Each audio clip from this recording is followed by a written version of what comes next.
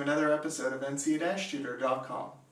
In my previous video blog on April 19th, 2016, I spoke about my preference for the non-annotated criminal code during the NCA exam.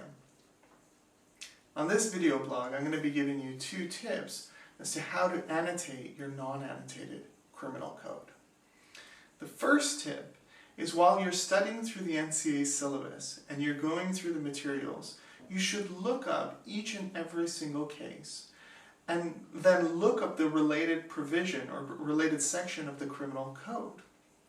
As you do that, I want you to underline the actus rea and the mens rea as set out in that case, and doing this will give you the tools necessary to be able to interpret sections on your own when it comes to the exam and you're given a brand new provision of the criminal code that you've never been tested on before.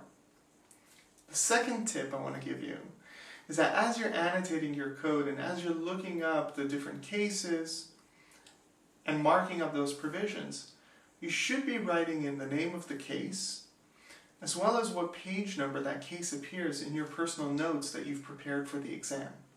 This is going to save you time on your exam because you're going to be given a section of the code, for example, in one of your exam questions. And they're going to ask you, for example, can this person be convicted of section 265? And then you'll look up section 265 in your criminal code and you're going to start thinking, oh my goodness, which cases on the syllabus dealt with that provision?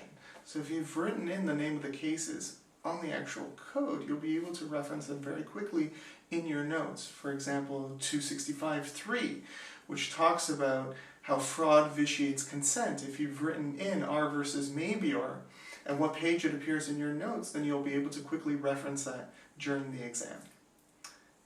And that's my 2 tips for annotating your non-annotated criminal code to give you the best use out of that code during the exam. Good luck, and see you next time on NCA-Tutor.com.